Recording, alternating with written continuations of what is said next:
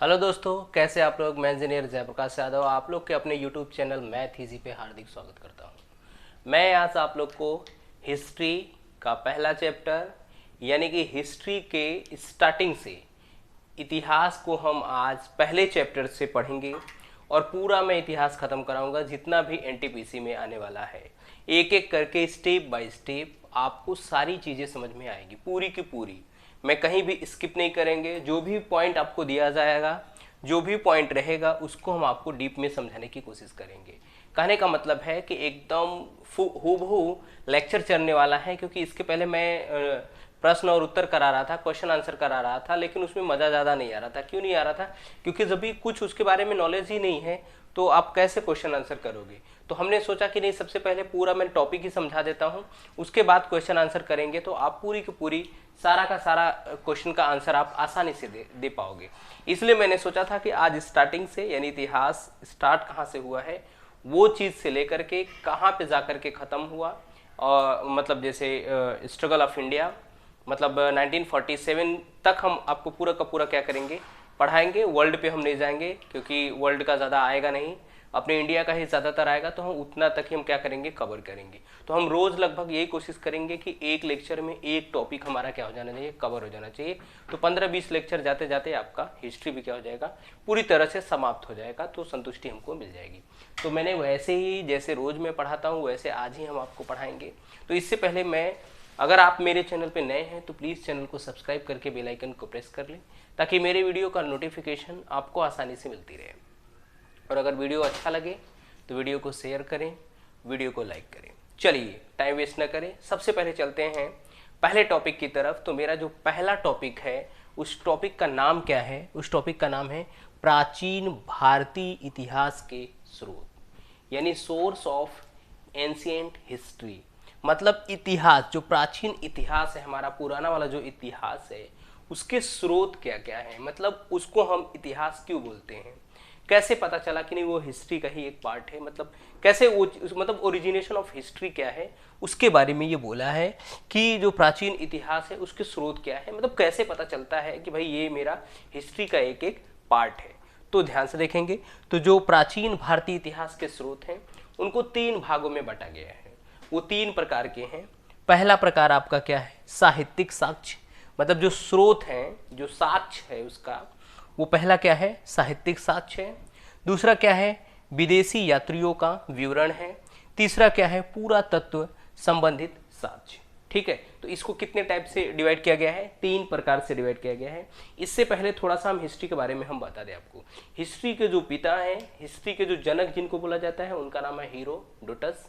तो हीरोडोटस को हम हिस्ट्री के रचयिता बोल सकते हैं, हिस्ट्री के जनक बोल सकते हैं, हिस्ट्री के पिता बोल सकते हैं, यानी father of history is Herodotus. ठीक है, तो हीरोडोटस ने क्या किया है, हिस्ट्री को लिखा है। हिस्ट्री के जनक कौन है, हीरोडोटस। दूसरी बात है कि जो हमारा भारत है उसका नाम भारत कैसे पड़ा, तो वो भी हम समझ लेते हैं, उसके बाद हम ये चीज़ करते हैं। तो ध्यान से देखेंगे, सबसे पहले यूनानियों ने भारत को इंडिया कहा। सबसे पहले यूनानियों ने भारत को इंडिया कहा। फिर यूरोप के जो यूनानी थे वो भारत को हिंदुस्तान कहा, क्योंकि इंडिया में हिंदू ज़्यादा थे इसलिए वो लोग हिंदुस्तान बोले। फिर बाद में दुष्यंत का जो पुत्र है उसका नाम भरत था, उसके नाम पे क्या पड़ा, भारत पड़ा। तो अब इंडिया वालों ने ये सोचे भाई हम किसके अनुसार जाए, किसके रिस्पेक्ट में जाए कि कोई इंडिया बोलता है, कोई हिंदुस्तान बोलता है, कोई भारत बोलता है। तो इंडिया ने ये सोचा कि भाई हम तीनों को एक्सेप्ट कर लेते हैं। तो इसलिए भारत को भारत भी बोलते हैं, हिंदुस्तान भी बोलते हैं, इंडिया भी बोलते हैं। इसको तीनों नाम से जाना जाता है। तो यूनानियों ने इंडिया बोला, यूरोप के यूनानियों ने हिंदुस्तान बोला, और दुष्यंत के बेटे के नाम पे, जो उसका नाम था भरत, उसके नाम पे क्या पड़ा, भारत पड़ा। तो हम तीनों को क्या कर लिए, एक्सेप्ट कर लिए, तीनों को ले लिए। इसका मतलब ये है कि जो हिंदुस्तान वर्ड आया है, यानी भारत जो वर्ड आया है, यानी इंडिया जो वर्ड आया है, मैंने उस तीनों को एक्सप्लेन कर दिया। इंडिया यूनानियों ने, हिंदुस्तान यूरोप के यूनानियों ने, और दुष्यंत का जो पुत्र था उसका नाम था भरत, उसके नाम पे भी क्या है भारत पड़ा है। तो हम तीनों को एक्सेप्ट करके अभी तक चल रहे हैं, इसलिए इसको आप इंडिया भी बोल सकते हो, इसको हिंदुस्तान भी बोल सकते हो, इसको क्या बोल सकते हो भारत भी बोल सकते हो। आप तीनों नाम से इसको क्या कर सकते हैं बुला सकते हैं। तो बस ये थोड़ी सी हिस्ट्री का क्या था, एक तरह से इंट्रोडक्शन था। मैंने बता दिया कि father of history is Herodotus, ठीक है, उनको इतिहास का जनक माना जाता है। अब आ जाते हैं हम अपने टॉपिक पे। तो मेरा टॉपिक क्या था, प्राचीन भारतीय इतिहास के स्रोत। तो मैंने बताया इनके 3 स्रोत हैं, जो प्राचीन भारतीय इतिहास के स्रोत हैं वो 3 हैं। मैंने आपको लिख दिया है साहित्यिक साक्ष्य। मैं आपको समझाऊंगा कि साहित्यिक साक्ष्य होता क्या है, ठीक है, एक एक करके सब एक्सप्लेन करेंगे। कोई ऐसा चीज नहीं है कि जो छूटेगा, आपको स्टेप बाय स्टेप सारी चीजें समझ में आएंगी और आना भी चाहिए। मेरे पढ़ाने का यही मतलब है कि जब मैं पढ़ा के खत्म करूँ चैप्टर, तो आपको पूरे चैप्टर से लगभग 95% चीजें ऐसे ही याद हो जानी चाहिए। दूसरा कह रहा है विदेशी यात्रियों का विवरण। तो बहुत सारे विदेशी यात्री थे जो भारत में आए थे, चीन के आए थे, यूनान के आए थे, दूसरे या ब्रिटिश के आए थे। ये सब यहाँ क्या भारत में क्या किए थे, आए थे, घूमने के पर्पज से आए थे, या फिर व्यापार के पर्पज से आए थे, या फिर पढ़ने के पर्पज से आए थे। तो इनका कुछ पर्पज था, वो भारत में आए थे, ठीक है। उनके भी प्रूफ से ये होता है कि नहीं भाई ये भी मेरा इतिहास है, भारत का ये भी क्या है प्राचीन इतिहास है। तीसरा कह रहा है पुरातत्व संबंधित साक्ष्य, ठीक है। पुरातत्व में बहुत सारी चीजें उनकी दी हुई अभी भी अपने पास है, जैसे उनकी करेंसी हो गई, उनके स्मारक हो गए जो कुछ बनवाए हैं, जैसे रेड फोर्ट है यानी लाल किला है, ठीक है, या तो आप बोल सकते हैं फिर से ताजमहल है, और आप बोल सकते हो कि लाल किला, ताजमहल, फिर से कुतुब मीनार, बुलंद दरवाज़ा, बहुत सारी ऐसी चीज़ें हैं, स्मारक हैं, बहुत सारी ऐसी धरोहर वो लोग छोड़ के गए हैं। उनको भी देख के हमको पता चलता है कि नहीं भाई ये भी हमारा क्या है प्राचीन इतिहास का एक पार्ट है, एक प्रूफ है, कि जिनको हम देख करके बोल सकते हैं कि नहीं ये प्राचीन इतिहास का कंटेंट है। अभिलेख बहुत सारे वो लोग लिखा हुआ भी आपको मिलेगा, बुक्स भी बहुत सारी हैं हमारे पास पड़ी हुई हैं, तो उनको भी देख करके हमको पता चलता है। मैंने आपको बताया कि एक एक करके हम समझाएंगे, बट ब्रीफ में आप थोड़ा सा ऐसे समझ लो। तो हम सबसे पहले पे आ जाते हैं कि जो साहित्यिक साक्ष्य है, ध्यान देखें, साहित्यिक साक्ष्य का मतलब है लिखा हुआ प्रमाण, ठीक है। तो इसके भी 2 पार्ट्स हैं, एक तो धार्मिक ग्रंथ है, कुछ ग्रंथ धार्मिक है, कुछ लौकिक ग्रंथ है, ठीक है। लौकिक जो आपको सामने से मिलेगा भी, तो कुछ धार्मिक ग्रंथ हैं, धर्म से रिलेटेड ग्रंथ हैं, उनको भी, यानी साहित्यिक साक्ष्य को 2 पार्ट्स में फिर डिवाइड किया गया है। ये भी दो प्रकार के हैं। मैंने बोला प्राचीन भारत इतिहास के स्रोत कितने हैं, 3 हैं, जिसमें से पहला साहित्यिक साक्ष्य है, दूसरा विदेशी यात्रियों का विवरण है, तीसरा पुरातत्व संबंधित साक्ष्य है। तो पहला जो साहित्यिक साक्ष्य है इसको 2 पार्ट्स में डिवाइड किया गया है, धार्मिक ग्रंथ और लौकिक ग्रंथ। धार्मिक ग्रंथ को 2 पार्ट्स में फिर से डिवाइड किया गया है, एक को बोलते हैं ब्राह्मण ग्रंथ, दूसरे को बोलते हैं ब्राह्मणोत्तर ग्रंथ, ठीक है। ब्राह्मण ग्रंथ के अंदर वेद, पुराण, महाभारत, उपनिषद, रामायण, ये सारी चीजें आती हैं, ठीक। क्या क्या आती है, वेद, पुराण, महाभारत, उपनिषद, रामायण, ठीक है। ये सारी चीजें किस में आती है, ब्राह्मण में आती है, ब्राह्मण ग्रंथ में आती है। यानी धार्मिक ग्रंथ को भी 2 पार्ट्स में डिवाइड किया गया है, ठीक है। देख लो वही चीज है, वेद है, उपनिषद है, रामायण है, महाभारत है, ठीक है। ये सारे चीजें क्या है, धार्मिक ग्रंथ है, और ये हिंदुओं का ग्रंथ है। ब्राह्मणोत्तर में 2 आता है, एक जैन है, जैन धर्म है, एक बौद्ध धर्म ग्रंथ है, ठीक है। इनसे भी हमको क्या है प्राचीन इतिहास के बारे में कुछ न कुछ जानकारियां मिलती रहती है, ठीक। अब ध्यान से देखेंगे, ये तो धार्मिक था। लौकिक में अर्थशास्त्र, आपको मालूम है अर्थशास्त्र को किसने लिखा था, कौटिल्य ने, ठीक है। ये आप एकदम समझ जाएंगे, चाणक्य ने, कौटिल्य ने क्या किया था, अर्थशास्त्र को लिखा था, यानी अर्थशास्त्र के जो जनक है वो कौटिल्य है। यहाँ से एक चीजें याद कर लेंगे, और एक क्या है अष्टाध्यायी, ठीक है। 2 चीजें हैं, यानी मेरे पास साहित्यिक साक्ष्य के 2 पार्ट है, एक लौकिक ग्रंथ और एक धार्मिक ग्रंथ। धार्मिक ग्रंथ को भी 2 पार्ट्स में डिवाइड किया गया है, 2 प्रकार के हैं, एक ब्राह्मण ग्रंथ है, एक ब्राह्मणोत्तर ग्रंथ है, ठीक है। फिर वेद, ब्राह्मण में क्या आता है, वेद आता है, उपनिषद आता है, रामायण आता है, महाभारत आता है, पुराण आता है, बहुत सारी चीजें हैं, ठीक है। ये सब सारी चीजें किस में आएंगे, ब्राह्मण में आएंगे, ठीक है। अब ब्राह्मणोत्तर में क्या आता है, जैन आता है, बौद्ध, जैन और बौद्ध ग्रंथ आता है। अब अगर मैं लौकिक की बात करें तो लौकिक में अर्थशास्त्र और अष्टाध्यायी, अर्थशास्त्र सारे लोग क्या करते हैं, अभी भी पढ़ते हैं। तो अब हम इसके बारे में, ये तो हमने चीजें इतना समझ ली, अब हम एक करके पढ़ते हैं कि वेद के बारे में पढ़ते हैं, ठीक है। सबसे पहले क्या पढ़ते हैं, वेद। ध्यान से देखेंगे तो हम वेद के बारे में थोड़ा जानकारी आपसे लेते हैं कि वेद क्या है, ठीक। तो मैं थोड़ा सा एक साइड का इरेज कर देता हूं, क्योंकि इसमें से एक एक करके हमको क्या करना है, वेद समझना है। चलो कोई बात नहीं, हम लोग वेद देख लेते हैं एक एक करके, इसमें हम समझा देंगे आपको। थोड़ा सा इरेज करेंगे तो हमको बताने में आसानी पड़ेगी, क्योंकि हम लिखेंगे थोड़ा सा गैप हो जाएगा, ये चीज़ें ऐसी रहेगा, बाद में हम इसको भी हम क्या कर लेंगे, समझा लेंगे। अब मैंने आपको बोला कि हम लोग सबसे पहले क्या पढ़ते हैं, वेद पढ़ते हैं। ध्यान से देखना, तो वेदास के बारे में तो आपको पता ही होगा, वेद क्या है। सबसे पहले वेद देख लेते हैं, क्योंकि इसमें वेद है, ठीक है। ये क्या है, ब्राह्मण ग्रंथ के अंतर्गत आता है। वेद क्या है, वेदों की संख्या हमारे पास कितनी है, 4। यह 4 प्रकार के हैं, वेद 4 हैं हमारे पास, ठीक है। सबको पता होगा वेद कौन कौन से हैं। ऋग्वेद, याद रख लेना, ऋग्वेद। फिर यजुर्वेद, नहीं है तो आप लिख सकते हो, ऋग्वेद, यजुर्वेद, सामवेद, अथर्ववेद। सबसे बाद वाला जो वेद है वो अथर्ववेद है, यानी ऋग्वेद 1, सामवेद, यजुर्वेद, अथर्ववेद, ठीक है। तो अब हम आते हैं, अब जो वेद पढ़ते हैं, ठीक है, उनको क्या बोलते हैं, श्रुति बोलते हैं, ठीक है। जो वेदों का अध्ययन करते हैं उनको क्या बोलते हैं, श्रुति बोलते हैं।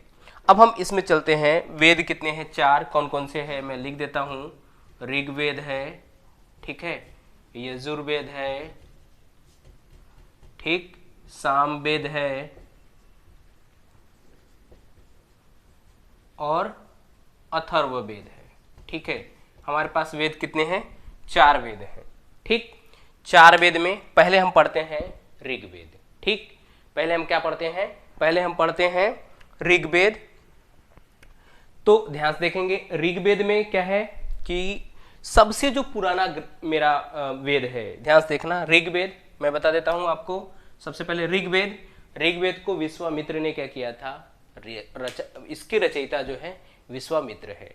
ये दुनिया का सबसे पुराना, सबसे पहला धर्म ग्रंथ है, ठीक है। सबसे प्राचीनतम ग्रंथ की अगर बात करो तो ऋग्वेद, ठीक, कह रहा, और ये दुनिया का सबसे पहला धर्म ग्रंथ है, धर्म से रिलेटेड ग्रंथ है, ठीक, किसमें, ऋग्वेद में।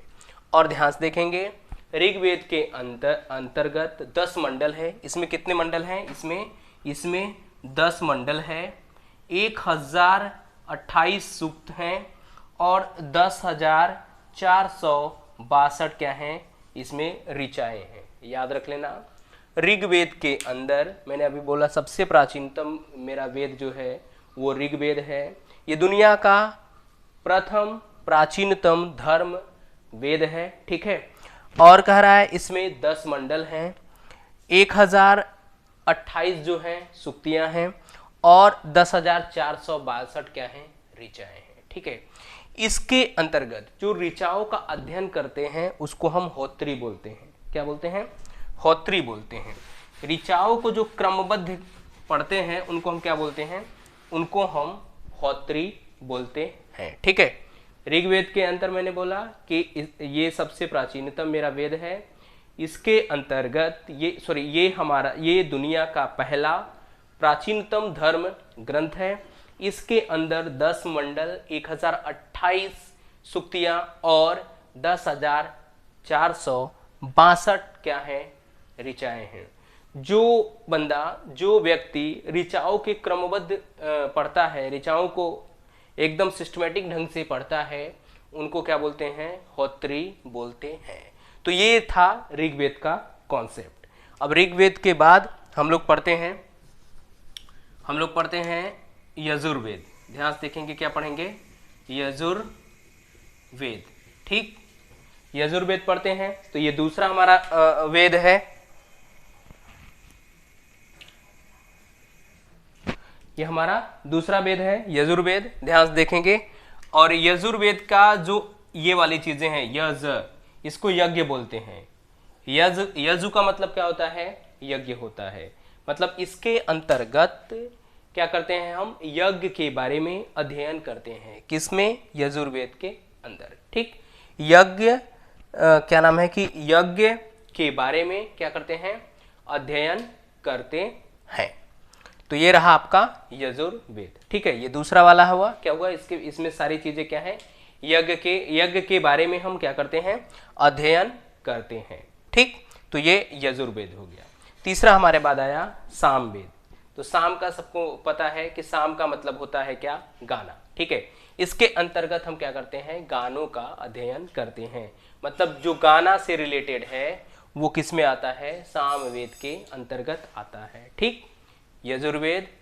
फिर से एक चीज और छूट गया है, जो चारों वेद हैं हमारे पास, ऋग्वेद, यजुर्वेद, सामवेद, अथर्ववेद, इन चारों के कलेक्शन को एक साथ जब हम इनको एक ग्रुप में कर लेंगे तो इनको हम संहिता बोलते हैं। इनको क्या बोलते हैं, संहिता। कभी कभी क्वेश्चन में आ जाता है।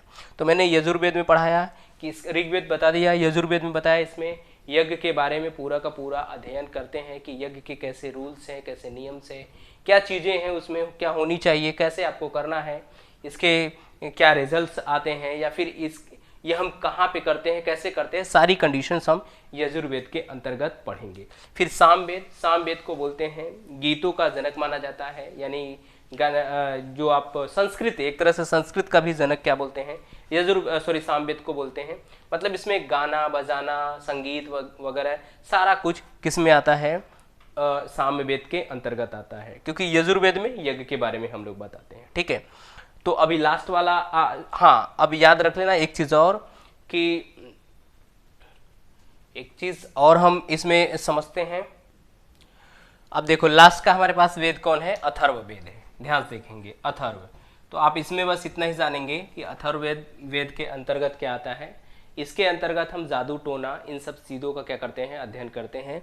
फिर से क्या नाम है कि जो दवाइयाँ वगैरह हो गई, यानी कि हम एक तरह से बोल सकते हैं कि विज्ञान के बारे में भी क्या करते हैं, अध्ययन करते हैं। औषधि विज्ञान के बारे में भी क्या करते हैं, अध्ययन करते हैं। मतलब अथर्ववेद के अंदर, अब मैं एक समरी आपको बता देते हैं कि ऋग्वेद मैंने आपको सीधे सीधे बताया कि ऋग्वेद के अंदर 10 मंडल हैं, 1028 सूक्तियाँ हैं और 10,462 क्या है उसमें ऋचाएँ हैं। जो ऋचाओं को पढ़ते हैं उनको होत्री बोलते हैं, ये भी मैंने बताया। और वो दुनिया का सबसे पुराना क्या है, वेद है। कौन, ऋग्वेद। ठीक, उसके बाद मैंने आपको बताया यजुर्वेद के अंदर हम क्या करते हैं, उसके अंतर्गत हम यज्ञ के बारे में अध्ययन करते हैं कि क्या करना है हमको, कैसे करना है, क्यों करते हैं हम, सारी चीजें उसमें बताया गया है। फिर हमने आपको बताया सामवेद के अंतर्गत हम क्या करते हैं, संगीत का अध्ययन करते हैं। उसमें संगीत के बारे में बताया गया है। वो पूरा का पूरा वेद जो है संगीत पे ही निर्भर है, यानी संगीत के बारे में ही बताता है। और उसके पूरे अगर बोला जाए संगीत का जनक किसे माना जाता है, तो आप सामवेद को बोल सकते हो बड़े आराम से। ठीक है, फिर लास्ट वाला वेद आया अथर्ववेद। अथर्ववेद के अंदर जादू टोना, मतलब सुपरस्टिशियस जो भी चीज़ें हैं वो सारी चीज़ें अथर्ववेद के अंदर आता है।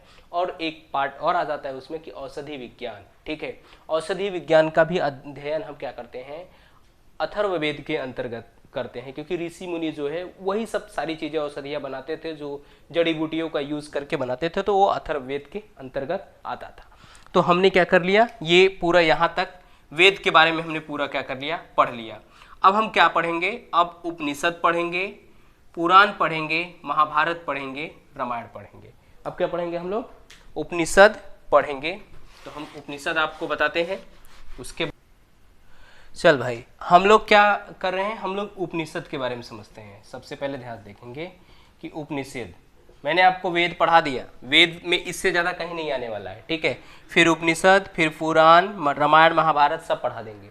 अब उपनिषद में देखो, उपनिषद में जो उप होता है इसका मतलब होता है नज़दीक, यानी पास। ठीक, निषद का जो मतलब होता है बैठना होता है। ठीक, बैठना, तो इसका मतलब हो गया, उपनिषद का मतलब हो गया पास में बैठना।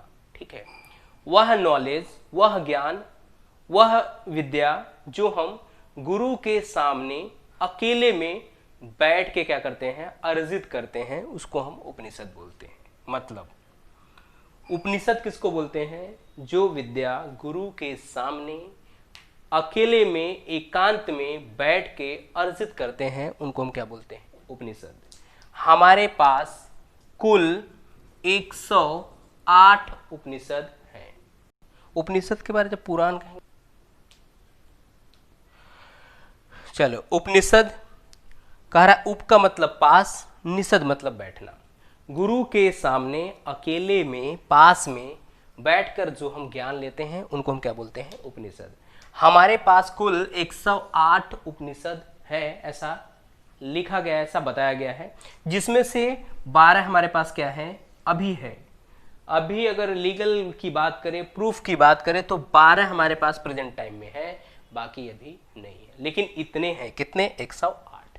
इसमें से अगर आप देखेंगे तो जो उपनिषद है, तो हमारा जो सत्यमेव जयते है, सत्यमेव जयते, वो भी एक उपनिषद से निकल के आया है। उस उपनिषद का नाम है मुंडक। याद रख लेना, ये बहुत ज़रूरी है, क्योंकि ये एग्जाम में आता है कि हमारा जो सत्यमेव जयते वर्ड है, जो भारत का एक तरह से बोल सकते हैं कि भाई सबसे अच्छा जो एक तरह से वर्ड है, शब्द है, सत्यमेव जयते, ठीक है, वो कहाँ से लिया गया है? वो एक उपनिषद से लिया गया है। उस उपनिषद का क्या नाम है? मुंडक उपनिषद। ठीक है, मुंडक उपनिषद से क्या किया गया है? सत्यमेव जयते शब्द को क्या किया गया है? लिया गया है। ठीक है, अब हम पढ़ेंगे क्या? पुराण। चलो भाई, हम लोग क्या है? पुराण। मैंने आपको बताया था कि हम लोग क्या देखते हैं? हम लोग पुराण देखते हैं। ठीक, तो ध्यान से देखना सबसे पहले कि पुराण के रचयिता कौन है? लोमहर्ष। ठीक है,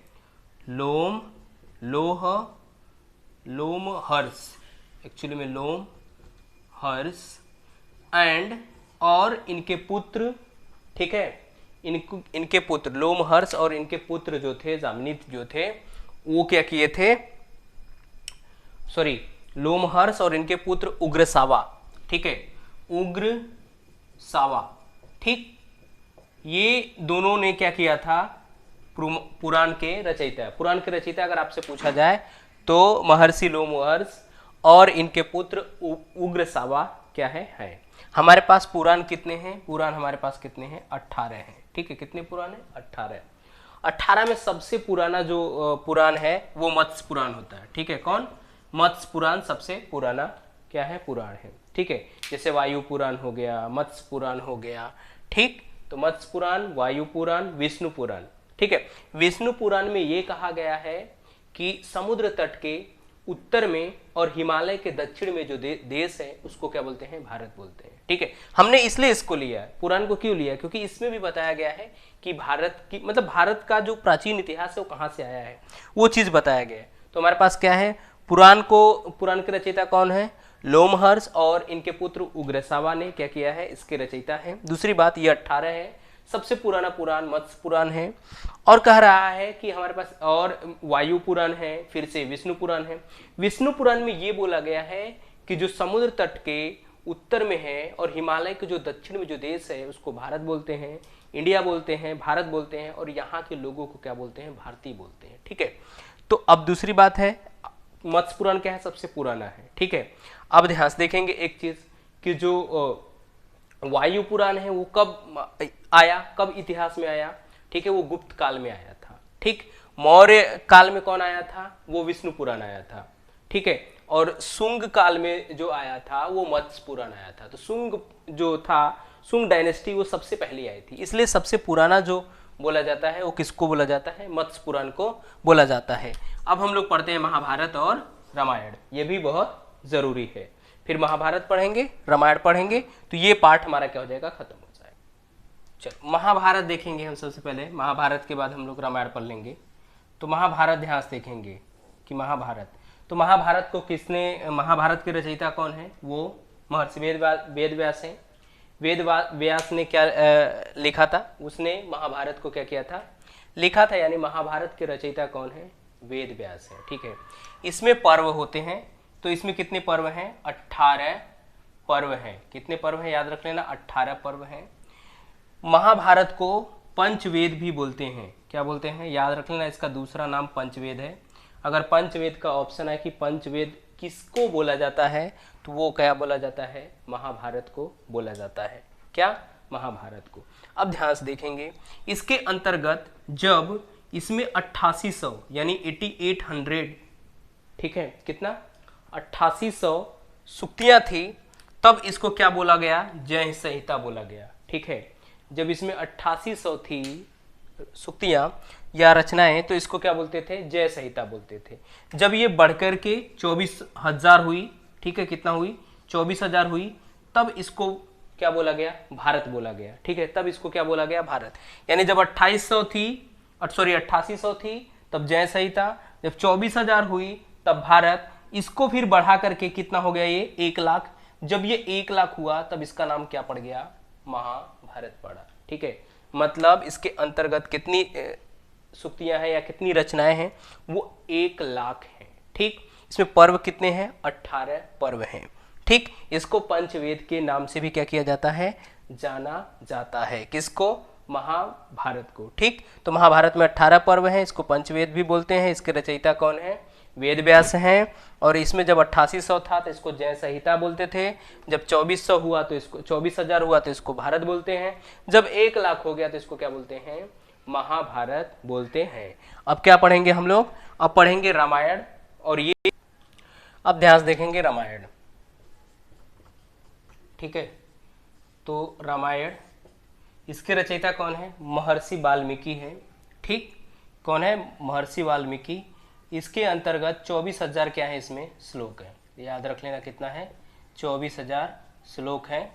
ये लगभग ये गुप्त काल की रचना है, यानी कि जो हमारा रामायण महाकाव्य है, ठीक है, ये कह रहा है कि ये गुप्त काल में पता चला था, ठीक है, गुप्त काल में लगभग या 400 ईसा पूर्व की बात है, ठीक। तो बस रामायण के बारे में इतना ही। इसके रचयिता ये अक्सर आता है कि रामायण को किसने लिखा है, तो क्या है, महर्षि वाल्मीकि ने रामायण को क्या है लिखा है। इसमें 24,000 क्या है श्लोक हैं, ये गुप्त काल की रचना है। बस इसके बाद तो हम लोग क्या करेंगे, हम लोग लौकिक में अर्थशास्त्र। देखो लौकिक में क्या है, ये चीजें हैं कि कौन कौन सी चीजें हमने मतलब साक्षात में लिखा हुआ है, जो जैसे इसमें जन्म मृत्यु दर के भी बेसिस पे होता है कि भाई कालिदास माना जाता है कि जो इंडिया के हमारे सबसे पहले कवि थे, ठीक है, उससे पहले एक भास कवि थे, उनको कालिदास से पहले का कवि माना जाता है, ठीक है। तो उनके आधार पर भी हमारे जो प्राचीन इतिहास से कुछ चीजें हमको मिलती है, उनके जीवनी पे आधारित कुछ चीजें हमको मिलती हैं, ठीक है। तो अर्थशास्त्र हम पढ़ लेते हैं। तो अर्थशास्त्र का मैंने बता दिया भाई कि अर्थशास्त्र को लिखा किसने था, कि कौन लिखा था, कौटिल्य ने लिखा था, ठीक है। तो अर्थशास्त्र के जनक किसको बोला जाता है, कौटिल्य को। तो कौटिल्य ने पूरी अर्थशास्त्र के बारे में क्या किया था, बताया था, ठीक। तो यहाँ तक कि हमने लौकिक में भी चीजें पढ़ ली और इसमें भी पढ़ ली। ये ज्यादा इंपॉर्टेंट था, ठीक है, इसलिए मैंने पूरा पढ़ा दिया। हम आपको विदेशी यात्रियों का क्या पढ़ाते हैं, अब विवरण पढ़ाते हैं कि विदेशी यात्री जो है भारत में वो आए तो उनके बेसिस पे कैसे हम निकालते हैं, उसके बारे में भी हम क्या कर लेते हैं, जानकारी ले लेते हैं। देखो भाई, मैंने आपको साहित्यिक साक्ष्य तो पूरा समझा दिया, अब विदेशी यात्रियों का विवरण। देखो भारत एक ऐसा देश है जहाँ पे विदेशी हमेशा से पहले से क्या किए, आते जाते रहते थे, ठीक है। तो पहले सबसे पहले जब वो आते थे तो उनका मोटिव एक ही था कि वो भारत में आए, घूमें और भारत की संस्कृति को देखें। दूसरी बात, फिर उनका मेन मोटिव तो था आक्रमण करना, ताकि भारत को हम गुलाम बनाएं और भारत के जो भी चीज़ें यहाँ से हम अपने कंट्री में क्या करें, ले जाएं, ठीक है। वो चाहे यूनान के लोग हों, चाहे ब्रिटिश के लोग हों, चाहे यूरोपियंस कोई भी हो। उसके साथ साथ चीनी भी थे, उसके साथ साथ कुछ अफगानी भी थे, मुसलमान भी थे, तो जैसे मुगल एम्परर वगैरह हो गए। तो ये सब भी भारत क्या किए, आए भारत में, सब लोग ने अपना पाव रखा, भारत को कुछ न कुछ क्या किए, वो लोग क्षतिग्रस्त किए, कुछ लोग लूटे, कुछ लोग पढ़ने के पर्पज से भी आए थे भारत में। तो उनसे भी कुछ हमको क्या है, कुछ प्राचीन जो इतिहास है भारत का, उनसे भी कुछ जानकारियां हमको क्या होती हैं, मिलती हैं। तो उनके बारे में भी हम क्या करते हैं, पढ़ते हैं। मतलब जो विदेशी आवागमन हुआ भारत में, उनसे भी क्या है, वो भी इंडिया के बारे में बहुत कुछ लिखे हैं, बहुत कुछ दे करके गए हैं या लिख करके गए हैं। तो उनके बारे में भी हम देखते हैं, उनसे भी हमको ये पता चलता है कि जो मतलब वो भी एक क्या है, प्राचीन इतिहास के मुख्य स्रोत में से एक है, ठीक है। तो सबसे पहले अगर हम देखें तो विदेशी यात्रियों में यूनान और रोम, ठीक है, यूनानी और रोम के लोग भी क्या किए, भारत में आए। तो यूनान के कौन कौन से लोग थे, हीरोडोटस थे, मेगास्थनीज थे और टेसियस थे, ठीक है। हीरोडोटस आपको मालूम है इतिहास के जनक माने जाते हैं ये, या इतिहास के पिता कौन है, ये हीरोडोटस है, मैंने आपको पहले ही बताया था, ठीक है। इसने कौन सी बुक लिखी थी? हिस्टोरिका बुक लिखी थी, ठीक है। हिस्टोरिका बुक कौन लिखा था? हेरोडोटस ने लिखा था। ये कहाँ के हैं? यूनान के हैं, ठीक है। यूनान के और रोम के लेखक हैं। यूनान के एक्चुअली में है। मेगास्थनीज ने इंडिका लिखा था, ठीक है। टेसियस ने इंडिया के बारे में भी बहुत सारी जानकारियां दिया, ठीक है। तो ये यूनान वाले थे जो भारत के बारे में क्या किए, ये सब सारी चीजें बताए। मैंने आपको बताया कि जो भी विदेशी भारत में आए थे उनका दो ही मकसद था, ठीक है। या तो पढ़ाई के मकसद से आए थे या तो भारत को लूटने का मकसद था। वो पहले आए भारत में ऐसे देखने के लिए, बट उनके साथ साथ कुछ वो लोग अपना सैनिक वगैरह वो सब वीपन्स वगैरह औजार वगैरह भी लेकर के आए, ताकि भारत को हम क्या करें, गुलाम बना के उनको लूटे, ठीक। चीनी यात्रियों में कौन कौन से आया? फाहियान सबसे पहले आया था, ठीक है। ये सब उन्हीं के साथ आए थे। जब भी जैसे मुगल इंपरर थे तो उन लोग के दरबार में ये लोग आए थे, ठीक है। सबसे पहले आए, बातचीत किए, कुछ साल वहां रुके, धीरे धीरे करके ये लोग भी क्या करने लगे, अटैक करने लगे, आक्रमण करने लगे। उनको पता हो गया कि नहीं, भारत में बहुत सारी चीजें हैं जिनको लूट कर ले जाने के बाद फ्यूचर में उसकी वैल्यू बहुत बढ़ेगी, जैसे गोल्ड वगैरह हो गया, ये सब सारी चीजें ये लोग क्या किए, लूट के ले गए यहाँ से। तो फाहियान ये चीनी यात्री था, ये भारत में आया था पढ़ने के पर्पज से, ठीक है। नालंदा विश्वविद्यालय जो बिहार का है उसमें पढ़ने के लिए आया था, ठीक है।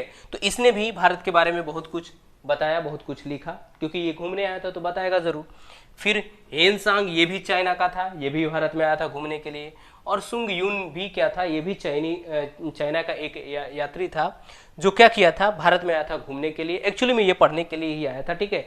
तो पढ़ने के लिए जब आया था तो भारत में आया था, तो भारत के बारे में ही क्या करेगा, लिखेगा, बताएगा। उन सब सारी चीज़ों के बारे में भी इसने भी बहुत सारी चीज़ें बताई।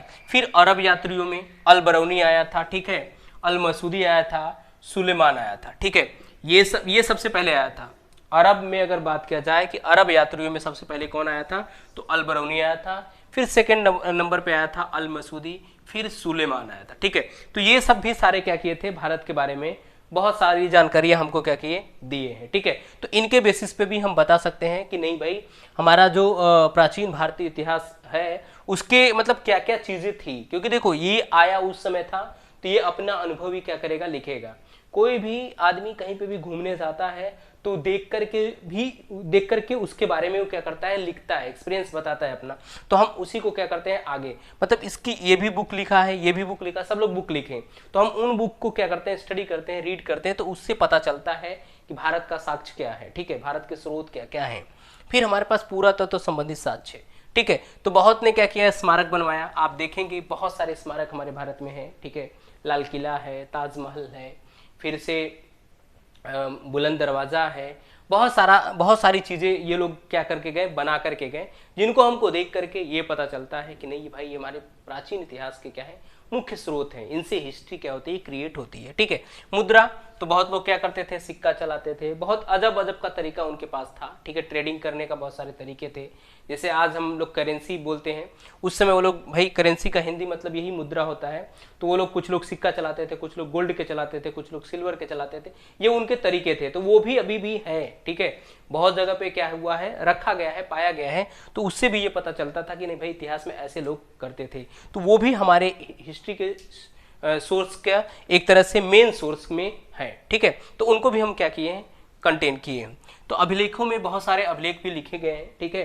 तो उससे भी हमको ये पता चलता है कि नहीं भाई, जो हमारा भारत का इतिहास है वो भी एक क्या है, उसके स्रोत का एक हिस्सा है। यानी वहां से भी हमको देख करके ये पता चलता है कि नहीं, ये भी क्या है, हिस्ट्री के एक सोर्स है, यानी एक स्रोत है, ठीक है। तो मैं आज के लिए इतना ही। आज जो मैंने ये था प्राचीन इतिहास के मुख्य स्रोत जो थे, ये मैंने पूरा लगभग आपको डिस्कस किया। कहीं पे भी अगर कोई दिक्कत हो, कोई परेशानी हो, तो आप मुझे कमेंट में लिख सकते हैं। दूसरी चीज़ें क्या है, एक चीज़ और है कि भाई देखो, हम लोग भी इंसान हैं, कहीं थोड़ी बहुत मिस्टेक हो जाती है, ठीक है, वो होती रहती है। तो हम धीरे धीरे सुधारते रहेंगे और आपको, लेकिन हम अपना बेस्ट देने की कोशिश करते हैं। तो हमने आपको लगभग पूरी चीज़ें समझा दी। मेन था ये वाला पार्ट, क्योंकि इसमें से जरूर एक आध दो क्वेश्चन हिस्ट्री में मिल जाता है। इसमें से भी एक आध क्वेश्चन आ जाएगा कि भाई इतिहास के पिता किसको बोलते हैं, ये, या इनकी बुक का नाम दे देगा, पूछेगा भाई इसके रचयिता कौन है, इनकी बुक का भी नाम दे देगा तो पूछेगा आपको। और पूछेगा चीनी यात्री में सबसे पहला यात्री कौन भारत आया था, तो फाहियान आया था, वो भी आप बोल सकते हैं, वो भी आप समझ सकते हैं भाई ये अकबर के दरबार में आया था।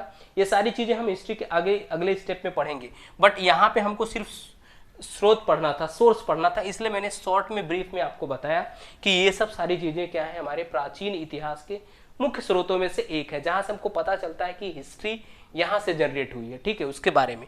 तो इसलिए मैंने आपको थोड़ी थोड़ी करके पूरा जिक्र किया, इन सब का ज्यादा जिक्र किया, क्योंकि इन सब का कहीं ना कहीं और ज्यादा क्वेश्चंस आते हैं। इनसे भी आ जाएगा कि भाई वेद व्यास ने क्या लिखा है, या रामायण जो हमारा इपिक है, महाकाव्य है, उसको किसने लिखा है, ठीक है, उसमें क्या क्या चीजें हैं, तो वो थोड़ी थोड़ी चीजें पूछते हैं वो लोग, बहुत ज्यादा नहीं पूछते कि रामायण किसने, रामायण क्या है, पूरा एक्सप्लेन करो, ये सब चीजें नहीं आती, उसमें ऑब्जेक्टिव आता है, आपको उतना पता है। बस आज के लिए इतना ही। इसमें अगर कुछ दिक्कत हो तो आप कमेंट में लिख सकते हैं, नहीं आप देखते रहो। अगर आपको नहीं समझ में आए कहीं पे भी, वीडियो को पॉज करो, समझो, सारी चीज़ें आप आसानी से समझ सकते हो।